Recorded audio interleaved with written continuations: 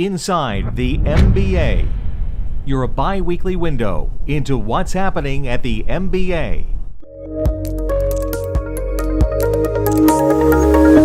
Hi, I'm Rob Van Rapports. Welcome to MBA Now. I'm here with MBA President and CEO Bob Broeksmit. GSE reform has been a big topic of late, and here to talk about it with us is our own President and CEO. Thanks so much for stopping by. Thanks for having me, Rob. Let's get into the state of play. I first want to start with Congress. What are you hearing that's happening on the Hill with this?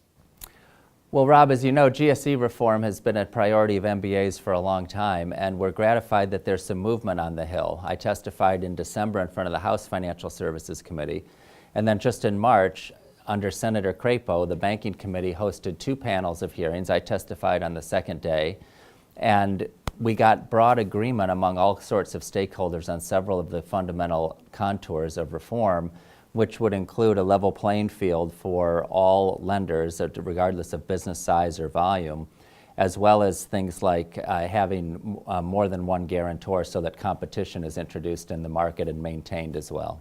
Now, the administration also has shown a lot of interest in GSE reform. There's been some movement of late with them as well, hasn't there?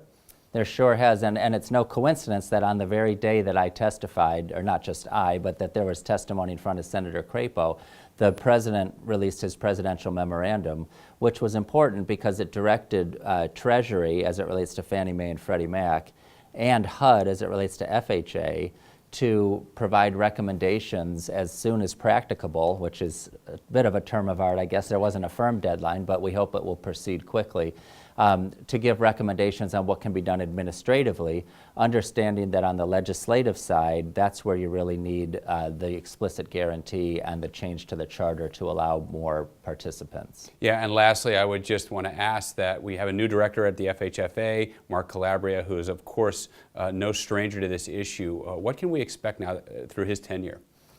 Well, I'm pleased that we were able to meet with Director Calabria before he was confirmed, and since he's been confirmed. He's only been in about a week and a half, and his positions have been consistent, that he expects to do things gradually, that the GSEs would not be released from conservatorship until certain key reforms were made, and he is a great listener and knows a lot about our business, but listens to the point of view of the practitioners very carefully. So we're looking forward to working carefully with Dr. Calabria over at FHFA. Yeah, we're really excited to see what happens with it. There is no doubt that this is one of the biggest issues for our members, for our association. So thanks so much for stopping by and talking about it with us. Thank you, Rob.